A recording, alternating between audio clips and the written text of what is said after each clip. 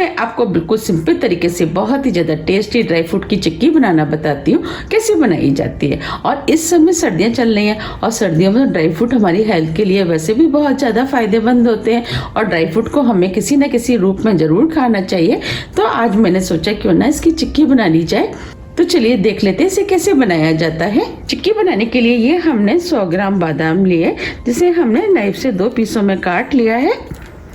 100 ग्राम काजू, इसे भी हमने 2 पीस में काट लिया है। 1 टेबलस्पून पिस्ते, इसे छोटे पीस में काट लिया है। 2 टेबलस्पून पंपकिन सीड यानी कद्दू के बीज, 200 ग्राम चीनी। चलिए चिक्की बनाना शुरू करते हैं। चिक्की बनाने के लिए पैन में 1 टेबलस्पून देसी घी डाल देते हैं। आप देसी घी की जगह ऑयल का भी इस्तेमाल कर सकते हैं, लेकिन चिक्की देसी घी की खाने में ज़्यादा टेस्टी लगती है। अब हम घी को गर्म होने देते हैं। घी गर्म हो गया है। अब जो हमने बादाम लिए थे वो डाल देते हैं। काजू, इसे भी डाल देते हैं। पिस्ते, कद्दू के बीज। अब हम सभी ड्राई फ्रूट को मीडियम फ्लेम पे 2 से 3 मिनट के लिए भून लेते हैं। भूनने से क्या होगा कि ड्राई फ्रूट का टेस्ट बढ़ जाएगा और ड्राई फ्रूट के अंदर जो कच्चापन होता है वो भी निकल जाएगा। 3 मिनट करीब हो गए हैं। अब ये ड्राई फ्रूट भी भुन गए हैं। अब हम फ्लेम को ऑफ कर देते हैं और ड्राई फ्रूट को प्लेट में निकाल लेते हैं। जब तक ड्राई फ्रूट ठंडे हो रहे हैं हम आगे की तैयारी कर लेते हैं। चिक्की आसानी से निकल जाए इसके लिए हमने ये प्लास्टिक की शीट ली है। हम चिक्की को प्लास्टिक की शीट के ऊपर जमाएंगे। अगर आपके पास प्लास्टिक की शीट नहीं है तो आप इसकी जगह बटर पेपर का भी इस्तेमाल कर सकते हैं या आप डायरेक्ट प्लेट में भी जमा सकते हैं। अब हम प्लास्टिक की शीट के ऊपर थोड़ा सा घी लगा देते हैं, जिससे कि चिक्की को निकालने में आसानी रहेगी। ये हमने शीट पे घी लगा दिया है। अब घी की जगह ऑयल का भी इस्तेमाल कर सकते हैं। अब हमने उसी पैन को गैस पे रख दिया है। अब हम इसके अंदर 1 टेबलस्पून देसी घी डाल देते हैं। अब जो हमने चीनी ली थी वो पैन में डाल देते हैं। अब हम चीनी को बिना पानी डाले स्लो फ्लेम पे लगातार चलाते हुए मेल्ट कर लेते हैं। आप देख पा रहे हैं चीनी मेल्ट होना शुरू हो गई है। चीनी को हमें लगातार चलाते हुए मेल्ट करना है, जिससे कि चीनी नीचे तली में ना लगे। हमने इसके अंदर घी का इस्तेमाल इसलिए किया है, एक तो चिक्की में शाइनिंग आएगी और चीनी नीचे तली में भी नहीं चिपकेगी। आप देख पा रहे हैं चीनी मेल्ट होना शुरू हो गई है। बस हमें चीनी को इसी तरीके से लगातार चलाते हुए मेल्ट करना है। फ्लेम का ध्यान रखना है, फ्लेम को हमें स्लो ही रखना है। अगर हम तेज फ्लेम पर चीनी को मेल्ट करेंगे तो चीनी जल जाएगी और जब हम चिक्की बनाएंगे तो चिक्की का टेस्ट भी खराब हो जाएगा। आप देख पा रहे हैं चीनी का कलर हल्का हल्का चेंज होना शुरू हो गया है। हमें चीनी को जब तक पकाना है जब तक कि चीनी पूरी तरीके से मेल्ट नहीं हो जाती। फ्लेम को हमें स्लो ही रखना है। ये चिक्की खाने में बहुत ही ज़्यादा टेस्टी लगती है। आप भी इसे एक बार ज़रूर ट्राई कीजिएगा, आपको भी ये बहुत ज़्यादा पसंद आएगी। और इसे बनाना भी बहुत आसान है, झटपट बनके तैयार हो जाती है और चिक्कियाँ तो बच्चों को भी बहुत ज़्यादा पसंद होती है। आप देख पा रहे हैं चीनी काफ़ी हद तक मेल्ट हो गई है। अब हम चीनी को 1 मिनट करीब और पका लेते हैं। 1 मिनट करीब हो गया है। अब चीनी भी अच्छे से मेल्ट हो गई है। अब जो हमने ड्राई फ्रूट लिए थे वो हम इसके अंदर डाल देते हैं।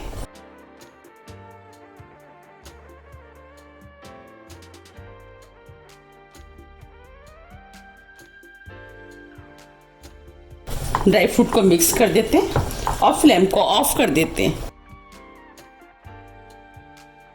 आप देख पा रहे हैं ड्राई फ्रूट चाशनी में अच्छे से मिक्स हो गए हैं। अब हम चिक्की के मिश्रण को प्लास्टिक की शीट पर डाल देते हैं।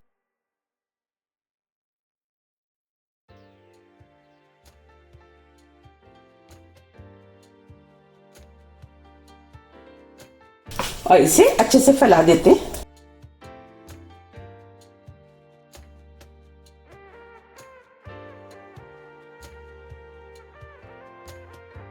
हमें यह काम बहुत जल्दी में करना है क्योंकि चिक्की बहुत जल्दी सेट हो जाती है और हमें इस चिक्की को बिल्कुल पतला पतला फैलाना है।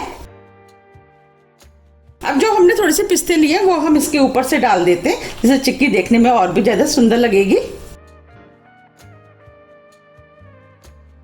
ये हमने बेलन लिया है, इसके ऊपर हमने थोड़ा सा घी लगा दिया है। अब हम चिक्की को इस तरीके से बेलन से एक सा कर देते हैं। आप चाहे तो बेलन की जगह कटोरी का भी इस्तेमाल कर सकते हैं। आप चाहे तो कटोरी से इस तरीके से भी एक सा कर सकते हैं चिक्की को। अब हम चिक्की को हल्का ठंडा होने देते हैं क्योंकि चिक्की इस समय काफी गर्म है। अब ये चिक्की हल्की ठंडी हो गई है, हमें इसे थोड़ा गर्म में ही काटना है जिससे कि आसानी से कट जाएगी। अगर ये ठंडी हो गई तो काटना बहुत मुश्किल हो जाएगा। अब हम इसे काट लेते हैं।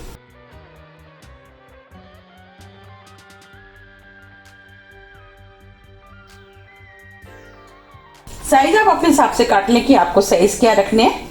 हम इस तरीके से चिक्की को काट लेते हैं। हम इसे स्क्वायर पीस में काटेंगे। अगर आपको मेरी रेसिपी पसंद आ रही है तो रेसिपी को लाइक कर दीजिएगा। अब हम इसे दूसरी तरफ से भी काट लेते हैं।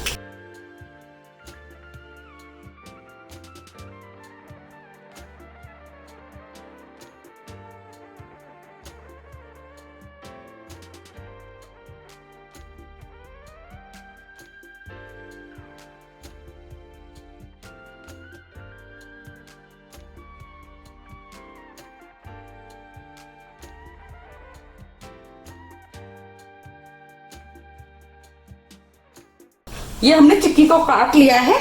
अब मैं आपको चिक्की को निकाल के भी दिखा देती हूँ।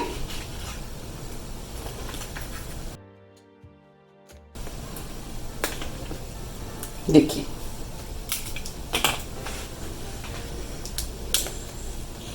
देखिए कितनी पतली पतली और खस्ता चिक्की बनके तैयार हुई है।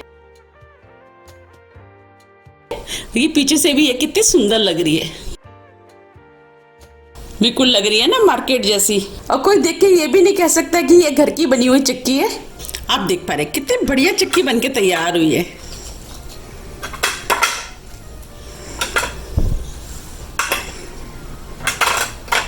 अगर आपको मेरी रेसिपी पसंद आ रही है तो आप रेसिपी को ज़्यादा से ज़्यादा फ्रेंड और फैमिली के साथ शेयर कीजिए और कमेंट्स करके मुझे ये ज़रूर बताइए कि आप इस चिक्की को कब बना रहे हैं। ये चिक्की खाने में बहुत ही ज़्यादा टेस्टी लगती है और इसे बनाना भी बहुत आसान है। मैंने आपको जिस तरीके से बनाना बताया है, अगर आप उस तरीके से बनाएंगे तो आपकी चिक्की भी बिल्कुल ऐसे ही बनके तैयार होगी। अब मैं आपको पास से भी दिखा देती हूँ। देखिए बिल्कुल लग रही है ना मार्केट जैसी, कितनी पतली पतली और खस्ता और क्रिस्पी बनी है।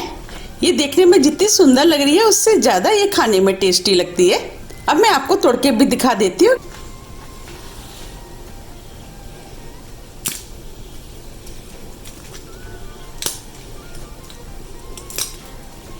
बनी है ना कितनी खस्ता और क्रिस्पी। आप इस चिक्की को एयरटाइट डिब्बे में भर करके महीनों के लिए रख सकते हैं और जब भी आपको खानी है आप निकाल करके खा सकते हैं। लेकिन इतने दिन चलती किसके घर है, क्योंकि बनती इतनी टेस्टी है। मेरे बच्चों को तो ये बहुत ज़्यादा पसंद है। हमारे घर तो ये बहुत जल्दी ख़त्म हो जाती है। आप मुझे कमेंट्स करके ये ज़रूर बताइए कि आपके घर बन करके कितने दिन चलती है। अगर आपको मेरी रेसिपी थोड़ी भी पसंद आती है तो रेसिपी को लाइक कीजिए, चैनल को सब्सक्राइब कीजिए और ज़्यादा से ज़्यादा शेयर कीजिए। अब हम फिर मिलते हैं इसी तरह की टेस्टी रेसिपी के साथ। जब तक के लिए नमस्कार।